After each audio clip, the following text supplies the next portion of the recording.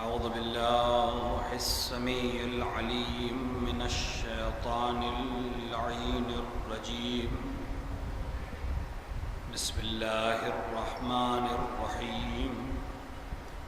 الحمد لله الذي هدانا لهذا وما كنا لنهتدي لولا أن هدانا الله.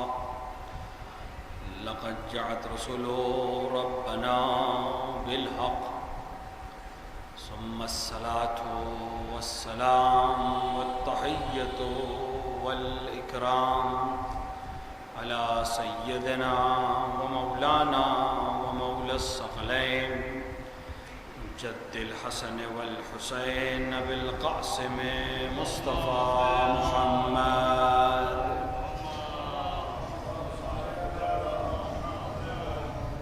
وعلى آله الطيبين الطاهرين المعصومين المنتخبين المظلومين، لا سيما ابن عمه غالب على كل غالب مولانا علي بن أبي طالب، وعلى صاحب الدعوات النبوية والصولة الحيدرية والإسمة الفاطمية والحلم الحسنية والشجاعة الحسينية والعبادة السجادية والمعاصر الباقرية والآثار الجعفرية والعلوم الكعدمية والحجج الرضوية والجود التقوية والنقاوة النقوية والهيبة العسكرية والغيبة الإلهية، صاحب العصر والزمان إمام الإنس والجان،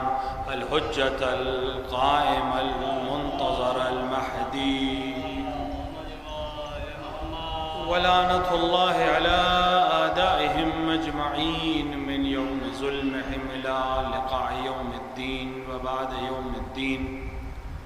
أما بعد، فقد قال رسول الله صلى الله عليه وآله: إنا لقتل الحسين حرارة في قلوب المؤمنين لا تبردوا أبدا. صلوات على محمد وآله.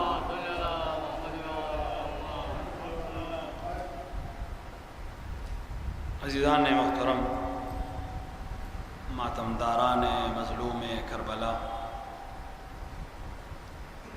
رسول اکرم صلی اللہ علیہ وآلہ کی بہت ہی مشہور حدیث، جس میں آپ نے ارشاد فرمایا کہ قتل حسین سے مومنین کے قلب میں ایک ایسی حرارت پیدا ہوگی جو کبھی بھی سرد نہیں. اس میں کوئی شک نہیں کہ رسول کا کہا ایک ایک لفظ سچا ہے، آپ کی کہی ایک ایک بات صادق ہے،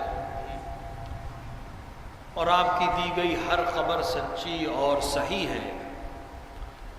لیکن بہت سی خبریں، بہت سی باتیں انسان دیکھتا نہیں ہے یا اس نے دیکھی نہیں ہے، اس کو یقین ہو جاتا ہے. مثلا ہم نے معجزہ شق القمر نہیں دیکھا، لیکن ہمیں یقین ہے کہ ایسا معجزہ ہوا. ہم نے ذوالفقار کو چلتے ہوئے نہیں دیکھا، لیکن ہمیں یقین ہے کہ امیر المومنین کی ایسی تلوار ہے اور وہ ایسا عمل کرتے تھے. ہم نے سورج کو پلٹتے تو نہیں دیکھا، لیکن ہمیں اس خبر پر یقین ہے کہ رسول کے جانشین کے کہنے پر ایک بار نہیں 7 مرتبہ سورج پلٹا. لہٰذا بہت سے ایسے واقعات ہیں یا ایسی فرمائشات ہیں جو پیغمبر نے کہیں ہم تک پہنچی، ہم نے دیکھی نہیں، لیکن ہمیں یقین ہے کہ ایسا ہوا. لیکن اس حدیث کے ذیل میں اور اس حدیث کی صداقت کو ہم ہر سال اور ہر لمحہ دیکھتے ہیں کہ قتل حسین کی حرارت جو قلب مومن میں جگی ہے اور پیدا ہوئی ہے، یہاں محرم کا چاند نمودار ہوا، وہاں مومن کے دل کی تپش سوائے کربلا اور سوائے حسین کے کچھ نہیں رہ جاتا. یہ ایک ایسی چیز ہے جس کو ہم اپنی آنکھوں سے دیکھتے ہیں، محسوس کرتے ہیں، اور اس کے اثرات کو بھی ہم محسوس کرتے ہیں. آپ کا کتنا ہی عزیز کیوں نہ ہو، باپ سے زیادہ عزیز کون ہوتا ہے، ماں سے زیادہ عزیز کون ہوتا ہے، اولاد سے زیادہ عزیز کون ہوتا ہے؟ خدا نخواستہ اس دنیا سے چلا جائے تو جو کیفیت پہلے دن ہوتی ہے وہ دوسرے دن نہیں ہوتی، جو دوسرے دن ہوتی وہ تیسرے دن نہیں ہوتی، اور انسان دیگر امور میں اتنا مصروف ہو جاتا ہے کہ کچھ برس بدلنے کے بعد شاید اسے تاریخ رحلت بھی یاد نہ رہے، اسے وہ دن بھی یاد نہ رہیں، اسے ان کی باتیں بھی یاد نہ رہیں۔ لیکن 1400 برس گزر گئے، آج بھی حسین کا نام آتے ہی آنکھیں ایسے نم ہوتی ہیں جیسے کل واقعہ عاشورہ ہوا ہو اور آج ہمیں حسین کی خبر ملی۔ یہ معجزہ ہے کہ حسین کا غم دلوں میں اسی طرح باقی ہے جس طرح روز اول تھا، اور غم حسین کا ہی یہ معجزہ ہے کہ یہ غم شہادت حسین سے پہلے سے باقی ہے۔ دنیا کا ہر غم واقعے کے ہونے کے بعد انسان پر اثر انداز ہوتا ہے، لیکن حسین کا غم ازل سے، جب سے جناب آدم نے حسین کا نام لوح پر دیکھا اور جبرائیل نے پہلی مجلس کو خطاب کیا، تب سے لے کر واقعہ کربلا کے ہونے تک اور واقعہ کربلا کے ہونے سے آج تک حسین کے غم کی تاثیر یہ ہے کہ جو بھی حسین کا نام سنتا ہے وہ ایسے ہی گریا کرتا ہے جیسے کل شہادت ہوئی ہے۔ اور یہ واقعاً ایک نعمت ہے جو عزا کی شکل میں، مجالس کی شکل میں ہم کو خداوند عالم نے دی ہے، اور اس پر خداوند عالم کا جتنا شکر کیا جائے کم ہے کہ اس نے ہمیں اس لائق سمجھا کہ جس کے خون کا بدلہ اس نے اپنے ذمے لیا ہے۔ آپ زیارت پڑھتے ہیں امام حسین علیہ الصلوۃ والسلام کی، امام حسین کی زیارت میں ایک جملہ آتا ہے، السلام علیک وطر المعطور، سلام اس پر جس کا خون اللہ کے ذمے ہے، جس کا خون بہا اللہ پر ہے۔ یہ جو آپ امام حسین کے حرم پر لال پرچم دیکھتے ہیں، پرسوں آپ نے دیکھا کہ وہ لال پرچم سیاہ پرچم میں علامت عزا کے طور پر تبدیل کر دیا گیا، ورنہ سال بھر وہ لال پرچم گنبد امام حسین پر اور گنبد ابوالفضل العباس پر لہراتا رہتا ہے۔ یہ لال پرچم کیوں لہراتا ہے؟ کیونکہ عرب ثقافت میں، عربی تہذیب میں جس انسان کا خون ناحق ضائع کر دیا جائے، بہا دیا جائے اور اس کا بدلہ نہ لیا جائے، اس کا قصاص نہ لیا جائے، اس کے قبر پر ایک لال چادر یا لال علم نصب کر دیتے تھے کہ لوگوں کے پاس یہ خبر رہے کہ اس کا خون بہا نہیں لیا گیا۔ امام حسین کے گنبد اقدس کے اوپر اور ابوالفضل العباس کے گنبد اقدس پہ سال بھر جو یہ سرخ پرچم لہرتا ہے، یہ اسی بات کو یاد دلانے کے لیے ہے کہ ابھی اس مظلوم کا خون بہا باقی ہے۔ اور آپ زیارت میں کہتے ہیں السلام علیک یا وطر المعطور، اس پر سلام جس کا خون اللہ کے ذمے ہے۔ تو جس کا خون بہا اللہ نے اپنے ذمے لیا ہے، اس کی عزا کے لیے اگر اس نے ہمیں منتخب کیا ہے، ہمیں اجازت دی ہے، تو ہمیں فخر ہونا چاہیے اور اس کا قدر کرنی چاہیے کہ اس نے ہمیں اس لائق سمجھا کہ یہ نعمت عطا کی۔ خدا کے خزانے میں کوئی کمی نہیں ہے، خدا کے پاس قوموں کی کوئی کمی نہیں ہے، خدا کے پاس افراد کی کوئی کمی نہیں ہے، وہ جسے چاہے مظلوم کا عزادار بنا سکتا ہے۔ اگر اس نے ہمیں منتخب کیا ہے تو یہ ہمارے لیے شکر کا مقام ہے۔ اور نعمت کا شکر کیا ہوتا ہے؟ نعمت کا شکر ہے اس کا صحیح استعمال کرنا۔ مجالس، منبر، حسین کا ذکر، نوحہ، مرثیہ، ذکر، واقعہ، جس چیز کو بھی آپ حسین ابن علی سے منسوب کر دیں، یہ سب خدا کی عطا کردہ نعمت ہے۔ اس کا شکر یہ ہے کہ اس کا حق ادا کیا جائے۔ اور اس سے بہت اہم بات ہے کہ بہت سے جملے، بہت سے کلمات ایسے ہوتے ہیں جو ہم استعمال کرتے کرتے اس کے اصل معنی سے غافل ہو جاتے ہیں۔ اسی میں ایک لفظ ہے رسم، ہمارے یہاں اکثر استعمال ہوتا ہے رسم عزا، شعراء بھی موجود ہیں، رسم عزا بہت استعمال ہوتا ہے۔ ہم اس رسم عزا کو اب جو جدید رسم والی جملے ہیں اس میں استعمال کرنے لگے، یعنی اسی معنی کو یہاں بھی کوسنے لگے، جبکہ وہ رسم ازا اسم رسم کے معنی میں نہیں تھی۔ رسم اس معاملے میں نہیں ہے کہ رسم ہے ہمارے یہاں کی، نہیں، عزاداری رسم نہیں ہے، عزاداری عبادت ہے، عزاداری عبادت ہے، اس میں کوئی شک نہیں کہ عبادت ہے۔ اگر عبادت نہیں ہوتی تو اس میں وہ ہستیاں آ کے کیسے بیٹھ سکتی تھیں جو سوائے عبادت الہیہ کے کچھ نہیں کرتی؟ عزاداری رسم نہیں ہے، عزاداری عبادت ہے، اور عبادت آپ مجھ سے بہتر جانتے ہیں کہ عبادت میں احکام ہوتے ہیں، شرائط ہوتے ہیں، ہر عبادت کے اپنے کچھ شرائط ہوں گے، اپنے کچھ آداب ہوں گے، اپنے کچھ احکام ہوں گے۔ نماز ایک عبادت ہے تو نماز کا کچھ احکام ہوں گے، نماز کے کچھ آداب ہوں گے۔ وضو کیسے کرنا ہے، نماز کے لیے وضو شرط ہے، بغیر وضو کے نماز نہیں ہوگی، 100 رکعت پڑھتے بغیر وضو کے کوئی نماز نہیں ہے۔ کیوں؟ کیونکہ ایک عبادت کا جز ہے باوضو ہونا، طہارت کا ہونا، لہٰذا اگر بغیر طہارت کے وہ نماز پڑھ رہا ہے، صبح سے شام پڑھتا رہے، وہ ایک رکعت بھی قابل قبول نہیں ہے، کیونکہ شرط عبادت مفقود ہے، موجود نہیں ہے۔ روب قبلہ ہونا، وقت کا داخل ہونا، ہم اذان صبح سے 2 منٹ پہلے بھی نماز صبح نہیں پڑھ سکتے، نہیں، جب تک وقت نہیں ہوگا نماز نہیں پڑھ سکتے، جب وقت ہو جائے گا تب نماز پڑھنی، جتنی اس نے کہی اتنی پڑھنی۔ اب جب آنکھ کھلی گئی ہے تو 2 رکعت نہیں، 4 رکعت پڑھ دیں، نہیں، 2 ہی رکعت چاہیے۔ دن میں جلدی ہے، آج 4 کی جگہ 2 پڑھ دیں، نہیں، 4 ہی رکعت چاہیے۔ عصر کی 4 ہی رکعت چاہیے، مغرب کی 3 ہی چاہیے۔ واجبات میں آپ کو اختیار نہیں ہے واجب نمازوں میں کہ کم زیادہ کر لیں۔ نماز شب میں چلیے 11 رکعت نہیں پڑھ پا رہے ہیں، 5 پڑھ لیجئے، 7 پڑھ لیجئے، وہ ایک الگ بحث ہے، مستحب ہے۔ واجب میں آپ کم اور زیادہ نہیں کر سکتے، نہ وقت کو آپ آگے بڑھا سکتے ہیں نہ پیچھے لا سکتے ہیں، نہیں، جو وقت اس نے معین کیا ہے اسی پہ پڑھنا ہے، جو طریقہ اس نے معین کیا ہے اسی پہ پڑھنا ہے۔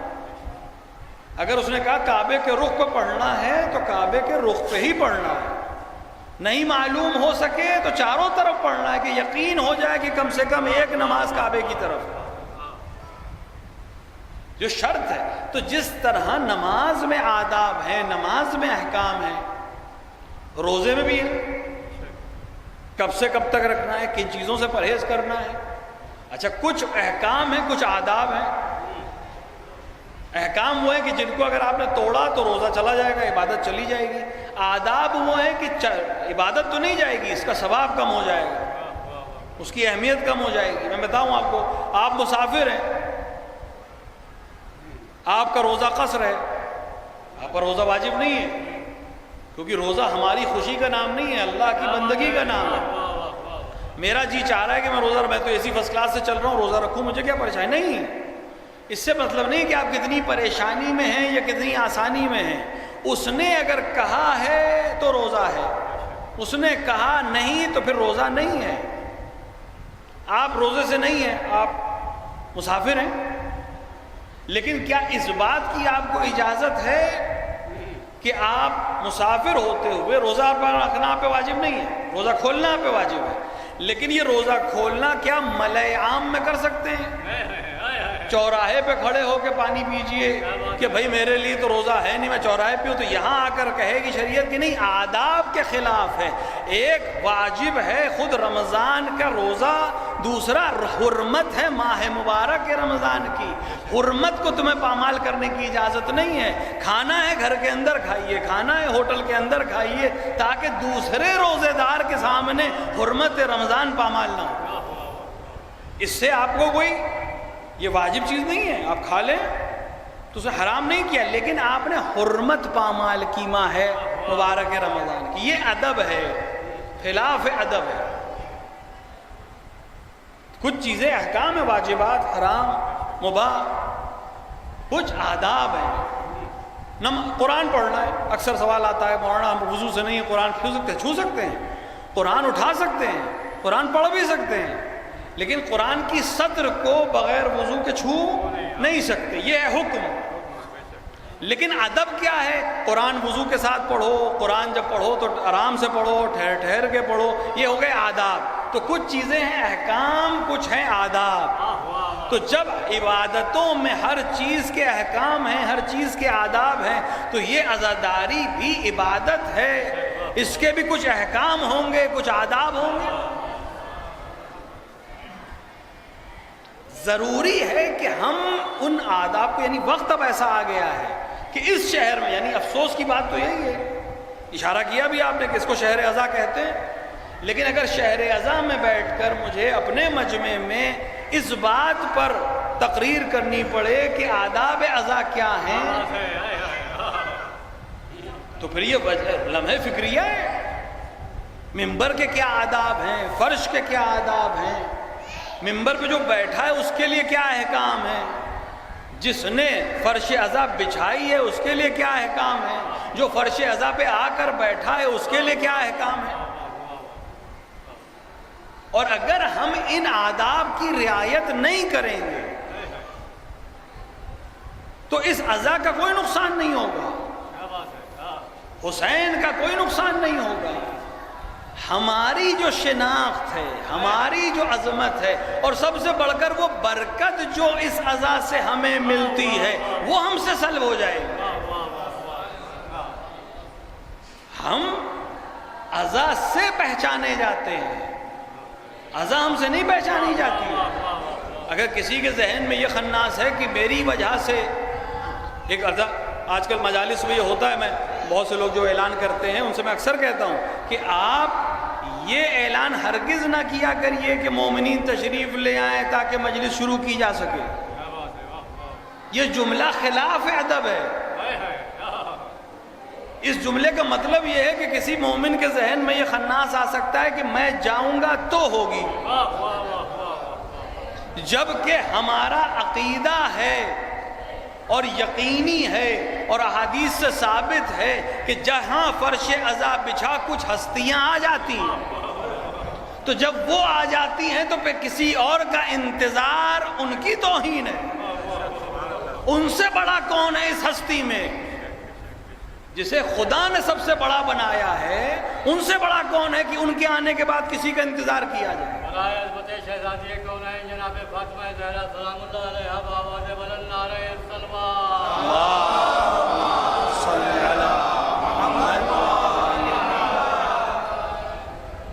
میں اکثر یہ کہتا ہوں کہ یہ بالکل نہ کہیے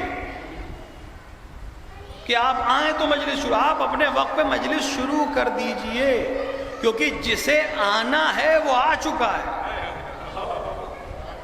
جس کے لیے مجلس برپا کی جا رہی ہے وہ ذات آ چکی ہے۔ اب باقی میں جس کو توفیق ہو کہ اس کے ساتھ فرش پہ بیٹھ جائے وہ خود آ جائے گا۔ تو یہ بہت اہم مسئلہ ہے، ممبر پہ بیٹھنے والے کے کیا شرائط ہے۔ اگر اسی پہ ہم بیٹھنا شروع کریں تو شاید یہ اشرا تمام ہو جائے، لیکن ضروری اب ہو گیا ہے کہ کچھ چیزوں کی طرف اشارہ کیا جائے۔ اسی لیے سب سے پہلے اپنے سے شروع کر رہا ہوں، جو بیٹھنے آیا اس کی کیا ذمہ داری ہے؟ یہ واقعاً یہ مقام کس کا ہے؟ اصل یہ مقام کس کا ہے؟ یہ لکڑی سے بنی ہوئی ایک شے کیوں مقدس ہو گئی؟ کیونکہ ایک مقدس ذات سے منسوب ہو گئی، ورنہ لکڑی میں تو کوئی تاثیر نہیں ہے۔ یہی لکڑی آپ کے دروازے پہ لگی ہوئی تو کیا قابل احترام ہے؟ نہیں، کتنی ہی مہنگی کیوں نہ ہو اور کتنی ہی معمولی کیوں نہ ہو، اگر وہ اس شکل میں آ گئی اور آپ نے مسجد یا امام بارگاہ میں اس کو ممبر کہہ کر منسوب کر دیا تو اس کی قیمت پھر نہیں لگائی جا سکتی۔ تو یہ قیمت اس لکڑی کی نہیں ہے، یہ قیمت اس ذات کی ہے جس سے یہ منسوب ہے۔ تو یہ کس کا مقام ہے؟ یہ رسالت مآب کا مقام ہے۔ اصل اس کا وارث اور اصل اس کا مالک تو رسول اکرم ہے، رسول اکرم کے بعد ان کے 12 جانشین ہیں، تو اصل تو ان کی ہے۔ تو جب اس مقام پر کوئی انسان مجھ جیسا ادنا طالب علم آ کے بیٹھے تو اس کے ذہن میں رہے کہ کس کی جگہ پر بیٹھا ہوں۔ یہ ان کا کرم ہے کہ انہوں نے یہ اجازت دے دی، اور انہوں نے یہ اجازت اس لیے نہیں دی کہ میں آ کر اپنے فضائل پڑھوں، میں آ کر آپ کو خوش کرنے کی کوشش کروں، میں آ کر بانی کو خوش کرنے کی کوشش کروں، نہیں، جس کی ہے ملکیت اس کو خوش کرنے کی کوشش کی جائے، وہ پڑھا جائے جو وہ پڑھتا تھا، وہ سنا جائے جو وہ سنانا چاہتا تھا۔ ایک صلوات پڑھیں محمد وآل محمد۔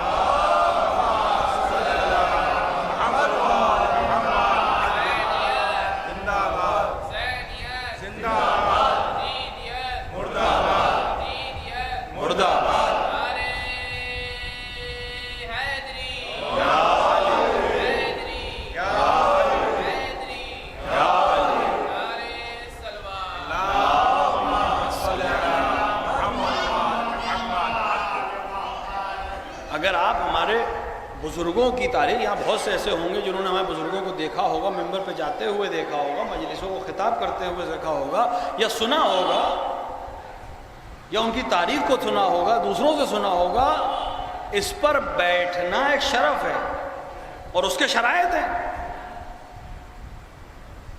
کتنے علوم اس کو آنے چاہیے کہ وہ اس لائق بنے کہ یہاں جا کر بول سکے کچھ، اس کو عربی ادب آتا ہو، اس کے پاس علم فقہ ہو، اس کے پاس علم اصول ہو، وہ علم تفسیر جانتا ہو، وہ قرآن کے علوم سے واقف ہو، وہ علم حدیث کو جانتا ہو، علم رجال کو جانتا ہو، علم منطق کو جانتا ہو، اس طرح کے نہ جانے کتنے علوم کو جانتا ہو، اور صرف اس لیے نہیں کہ نام سے جانتا ہو، اس علم کو سمجھتا ہو، اس میں ید طولہ رکھتا ہو، تب اس لائق ہے کہ رسالت مآب سے منسوب اس منبر پہ جا کر کسی دوسرے کو کچھ کہہ سکے۔ اور اگر اس مقام پر نہیں ہے تو پھر اسے خود اپنے آپ کو ہٹا لینا چاہیے۔ اس کا یہ مطلب نہیں ہے کہ جس کو نہیں آتا وہ نہ بیٹھے، نہیں آئے، اس کے لیے طریقہ ہے۔ پھر اگر ایسا کوئی آ رہا ہے جس کے پاس یہ علوم نہیں ہے، تو پھر جن کے پاس ہے ان کی اجازت سے وہ بیان کرے جو وہ جانتے ہیں۔ بھئی آپ ایک بچے کو بھیجتے ہیں ممبر پہ، اچھی چیز ہے، ہمارے یہاں تربیت ہی یہی دی جاتی ہے، گھر میں مجلس ہوتی ہے، چھوٹے چھوٹے بچے آ کے پڑھتے ہیں، کیوں؟ یہ اگلی نسل ہے جس کو ہم تیار کر رہے ہیں، تو اس کو لیکن آپ یہ اجازت نہیں دیں گے وہ کچھ بھی پڑھ دے۔ کیوں؟ کیونکہ اس کو نہیں معلوم ہے یہاں کیا پڑھنا ہے کیا نہیں، اتنی سمجھ نہیں ہے، تو آپ تربیت کیا کریں گے کہ یہ پڑھنا، لکھ کے دیں گے، اسے یاد کرائیں گے، اسے ربائی یاد کرائیں گے، انیس کا کوئی مصرع یاد کرا دیں گے، دبیر کی کوئی ربائی یاد کرا دیں گے، ایسے کہ جس کو ادب معلوم تھا اس کا کلام یاد کرائیں گے کہ وہ جا کر پڑھے۔ یا بہت سے علاقوں میں آپ جائے دیں، یہاں بہت سے لوگ ایسے ہیں جن کو گاؤں سے تعلق ہے، گاؤں میں کیا ہوتا تھا جب کوئی نہیں ملتا تھا پڑھنے والا تو کتابوں سے پڑھی جاتی تھی۔ کیوں پڑھی جاتی تھی کتابوں سے؟ تاکہ یہاں آنے کے بعد کوئی ایسا جملہ صادر نہ ہو جائے جو اس کی شان کے خلاف ہو یا اس بزم کی شان کے خلاف ہو۔ یہ کوئی عام جگہ تو نہیں جو جی میں آئے پڑھ دیجیے۔ تو جو ان علوم کا مالک نہیں ہے وہ آئے ضرور، لیکن پڑھے وہی جو اس علوم کے جاننے والوں نے لکھ کر اسے دیا ہو۔ لیکن اصل میں اب تو دور علاماؤں کا دور ہے، سب پڑھے پڑھائے پیدا ہو رہے ہیں، کسی کا استاد کوئی ہے ہی نہیں۔ سلوات پڑھے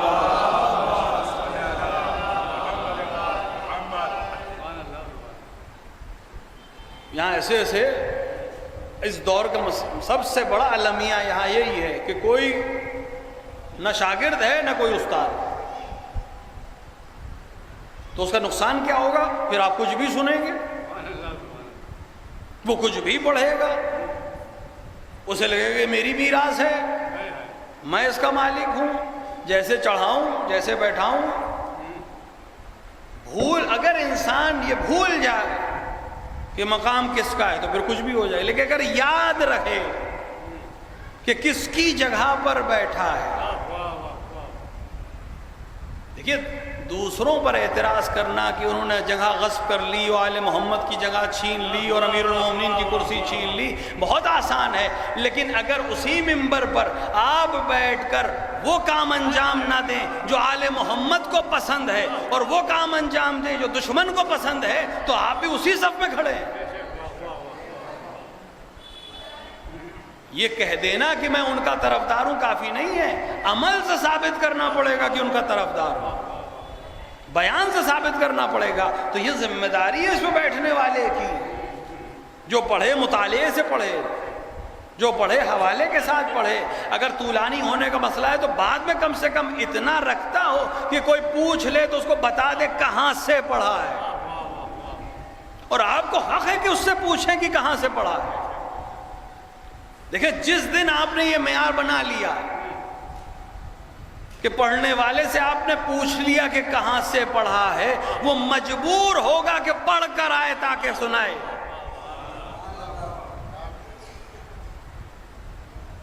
اور یہ مصیبت اس ممبر کے ساتھ ہے، باقی کسی جگہ نہیں ہے یہ پرابلم۔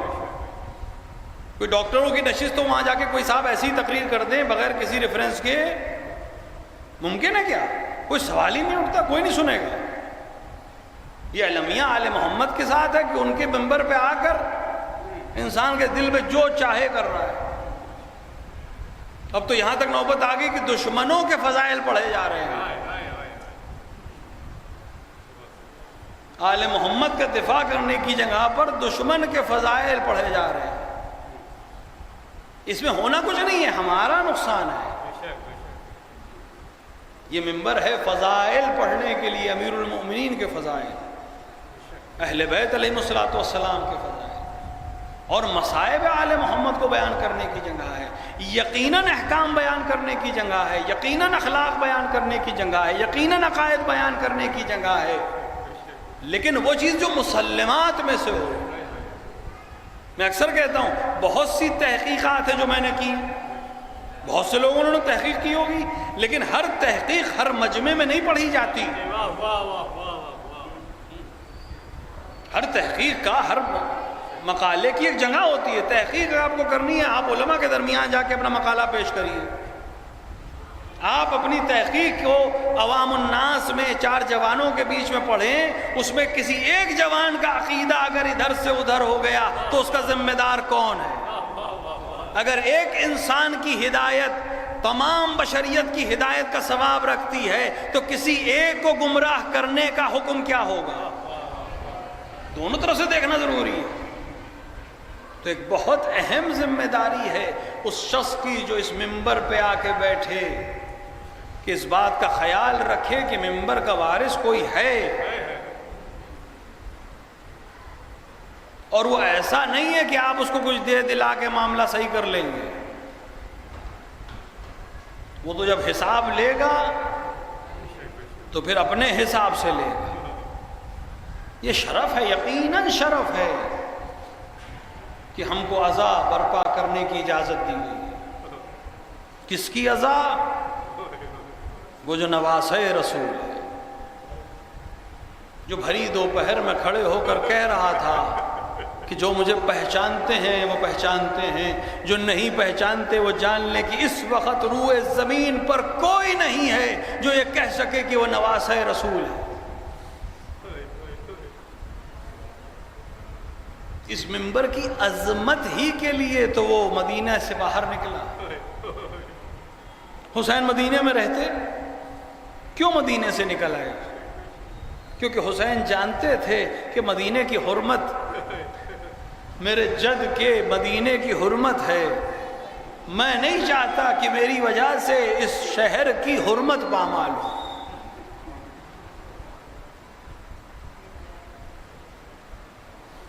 انسان محرم کا چاند جب نمودار ہوتا ہے،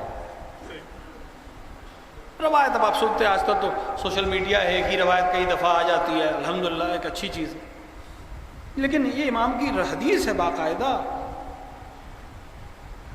دو روایتیں ہیں۔ ایک راوی کہتا ہے کہ اہل مدینہ محرم کے چاند کی تصدیق کے لیے باہر نہیں نکلتے تھے۔ جب اہل بیت کے گھروں سے صدا بلند ہو جاتی تھی گریے کی تو لوگ سمجھ جاتے تھے کہ محرم کا چاند نمودار ہے۔ اور دوسری روایت یہ ہے کہ یہ جو فضا میں غم ہے، اس کی وجہ کیا ہے کہ خداوند عالم نے عرش پر ایک فرشتے کو معمول کیا ہے کہ جب محرم کا چاند افق پہ نمودار ہوتا ہے تو وہ خزانہ الہی سے اس کرتے کو لے کر آتا ہے جو حسین کے بدن پہ روز عاشور تھا، جو کرتا حسین کے خون سے آلودہ ہے اور اس کا ایک ایک بند کٹا ہوا ہے، اور اس کرتے کو جناب صدیقہ طاہرہ کی خدمت میں پیش کرتا ہے، اور پھر ان کی اجازت سے اس کو فضا میں آویزاں کر دیا جاتا ہے۔ جیسے ہی وہ فضا میں آویزاں ہوتا ہے ہوا نمناک ہو جاتی ہے، جو آل محمد کے چاہنے والے ہیں ان کے دل اپنے آپ نم ہو جاتے ہیں اور اشک جاری ہو جاتے ہیں۔ اس حسین کا غم جو 28 رجب کو مدینے سے نکلا، کس عالم میں؟ آج پہلی محرم، عام طور سے امام حسین کی روانگی مدینے سے علماء و ذاکرین پڑھتے ہیں۔ حسین کی روانگی کی اصل کیفیت ہم نہیں جانتے، ہم جان بھی نہیں سکتے، لیکن جذبات کی بات ہے۔ ہر ایک جو مسافر ہو اس کے دل پہ یہ کیفیت ہوتی ہے، گھر سے جب نکلتا ہے ماں سے دعا لیتا ہے، باپ سے دعا لیتا ہے، گھر والوں کو خدا حافظ کہتا ہے، سفر پہ جا رہا ہے شہر سے باہر، ملک سے باہر، لیکن اسے ایک یقین ہوتا ہے جب خدا حافظ کہہ رہا ہوتا ہے، اسے ایک یقین ہوتا ہے کہ 10 دن بعد، 15 دن بعد، 20 دن بعد، مہینے بھر بعد لوٹ کے آنا ہے۔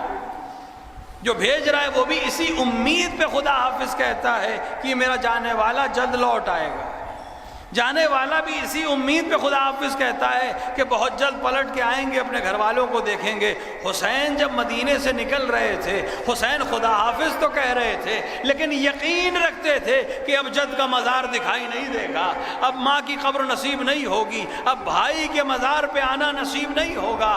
جد کے مدینے کو حسین الوداع کہہ رہے تھے، جانتے تھے پلٹ کر نہیں آئے گا۔ ہمیں کیفیت کا اندازہ نہیں ہو سکتا۔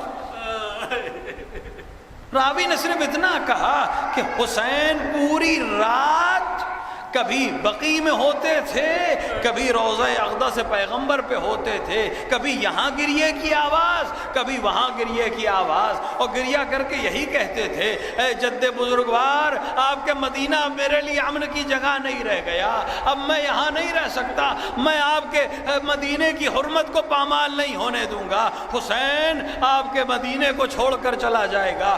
کبھی ماں کے مزار پر جا کر کہتے ہوں گے، مادر گرامی آپ کا حسین جا رہا ہے، اب مجھے توفیق نہیں مل پائے گی کہ میں آپ کی قبر اطہر پہ آ کے چراغ جلا سکوں۔ کبھی بھائی حسن کی قبر پہ جاتے ہوں گے، بھیا خدا حافظ آپ کو مدینے کی خاک نصیب ہوئی، حسین کی قسمت میں مدینہ نہیں ہے، حسین تو کربلا کو آباد کرے گا۔ ہاں حسین نے پوری رات اسی طرح گزار دی، صبح نمودار ہوئی، کاروان تیار ہوا۔ راوی بیان کرتا ہے، میں مدینے میں داخل ہوا اور رجب کے آخر کی کوئی تاریخ تھی، میں نے دیکھا مدینے میں عجیب سا سناٹا ہے، عجیب ہو کا عالم ہے۔ پوچھا کیا خبر ہے؟ کہا نواسہ رسول مدینے کو چھوڑ کر جا رہے ہیں۔ میں بنی ہاشم کے محلے کی طرف بڑھا، دیکھا قناتیں لگی ہوئی ہیں، کچھ چوبدار کھڑے ہیں، کیا وجہ کیا ہے؟ کہ بنی ہاشم کی خواتین قافلے میں سوار ہو رہی ہیں، لہٰذا ادھر ناکہ بندی کر دی گئی ہے۔ کتنا احساس ہے حسین ابن علی کو، کس طرح خواتین کے پردے کا احساس ہے حسین ابن علی کو۔ راوی بیان کرتا ہے، میں کچھ دوری پہ کھڑا ہو گیا اور مناظر کو دیکھنے لگا۔ میں نے دیکھا ایک شخصیت ہے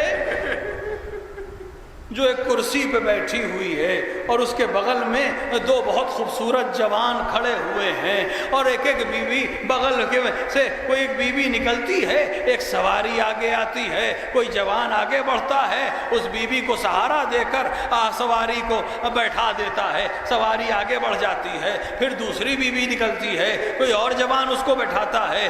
میں کھڑا ہوا اس منظر کو دیکھ رہا تھا، یکا یک میں نے دیکھا کہ وہ جوان جو حسین کے بغل میں کھڑے تھے ان میں سے ایک نے جھک کر حسین کے کان میں کچھ کہا، سننا تھا۔ حسین ایک بار قد سے بلند ہوئے، اپنی جگہ کو چھوڑ دیا، آگے بڑھے۔ میں نے دیکھا بنی ہاشم کے جوانوں نے ایک حلقہ بنایا، ہاں بنی ہاشم کے جوانوں کے اس حلقے کے بیچ سے ایک بلند قامت بی بی گھر کے اندر سے برآمد ہوئی۔ حسین نے استقبال کیا، ایک اور جوان نے اپنے گھٹنوں کو ٹیکا اور دوسرے نے شانے کو اٹھایا، اس بی بی کو ناقے پر سوار کیا۔ میں نے سوال کیا یہ کیا ماجرا ہے، آخر یہ بی بی کون ہے جس کا احترام حسین کر رہے ہیں؟ میرے بغل میں میرے مدینے کے ساتھی نے کہا، ارے تو نے پہچانا نہیں، یہ علی کی بیٹی زینب ہے، جن کے استقبال کے لیے حسین کھڑے ہوئے، جن کو عباس نے سہارا دیا، جن کو علی اکبر نے سوار کیا۔ میں ہاتھوں کو جوڑ کر کہوں گا اے حسین کتنے احترام سے لے کر آئے ہیں۔ ارے 11 محرم کی صبح زینب کبھی دائیں دیکھتی تھی، کبھی بائیں دیکھتی تھی، جب نہیں آواز دیتی ہوں اے حسین اے عباس، بڑھت احترام سے لے کر آئے تھے، آج کہاں ہو؟ سیدانیاں ہیں نامحرموں کا مجمع۔